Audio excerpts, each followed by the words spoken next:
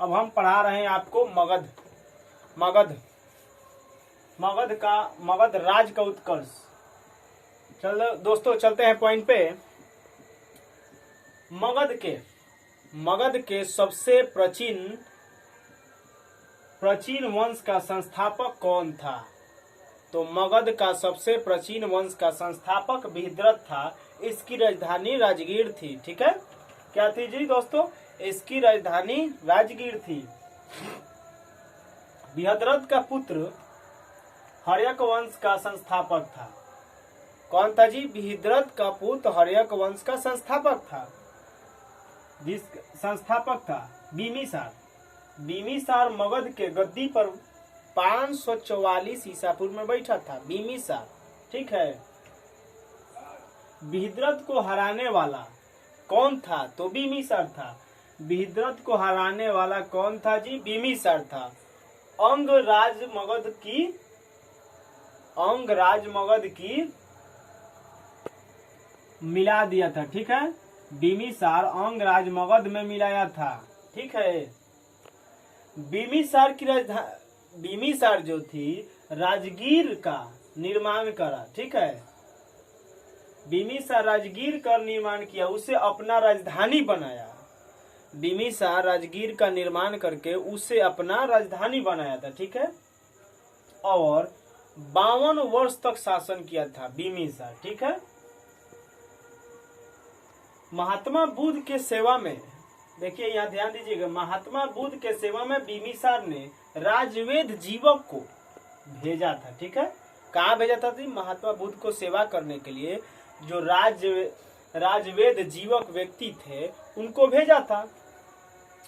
बिम्बिसार का विवाह, बिम्बिसार का विवाहिक जीवन देखिए। बिम्बिसार का विवाह 3 कन्याओं से हुआ था।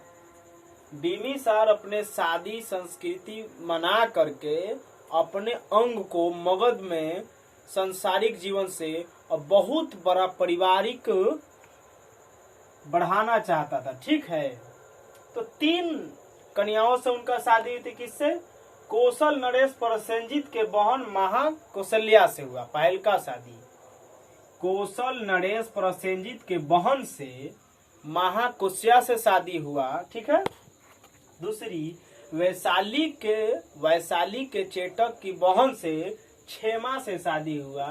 ठीक है, आधुनिक जो आज के समय में पंजाब कहा जाता है ना जी, आज के समय में जो पंजाब को कहा जाता है, उस पंजाब की राजकुमारी क्षेमा से शादी हुई। ठीक है, क्षेमा से शादी हुई। अब चलते हैं बिम्बिसार का हत्या। देखिए, मगध राज पढ़ने से आपको एक चीज समझ में आएगा कि अपने राजपाट के लिए भाई भाई को मारा है, बाप बेटे को मारा है, बेटा बाप को मारा है, तब जाके आज अपने राजपाट चलाते थे। पहले की संस्कारिक था। देखिए यहाँ पे ध्यान दीजिएगा, बिम्बिसार का हत्या उसके पुत्र ने ही किया, अजातशत्रु ने। अजातशत्रु बिम्बिसार का पुत्र था। 493 ईसा पूर्व में उसे मार दिया और मगध के गद्दी पर बैठ गया। देखिए, अजातशत्रु का उपनाम था कुनिक था। वह प्रसार रहम जैन धर्म का अनुयायी था। ठीक है, वो प्रसार करता था, जैन धर्म का अनुयायी था। 461 ईसा पूर्व में पिता के हत्या कर दिया और मगध से गद्दी पर बैठा उदयन। देखिए, अजातशत्रु का भी हत्या कर दिया गया, उदयन बैठा। ठीक है, हर्यक वंश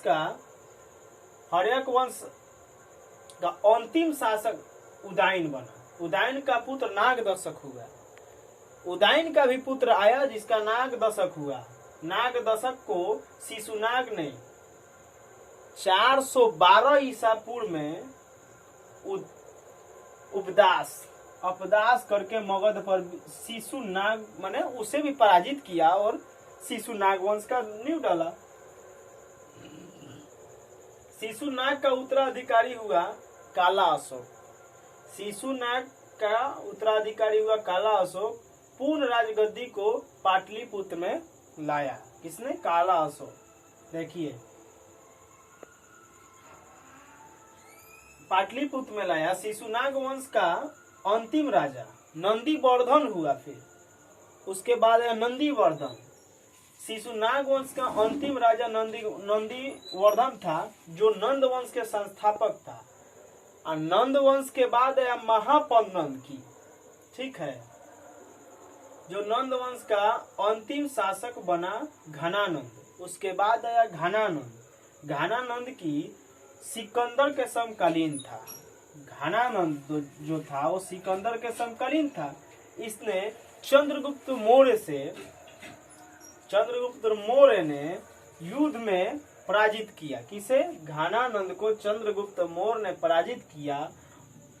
मगध पर एक नया वंश का स्थापक होता है। यहीं से जब घनानंद को हराया, वहीं से एक नया वंश आता है जिसे मौर्य वंश कहते हैं।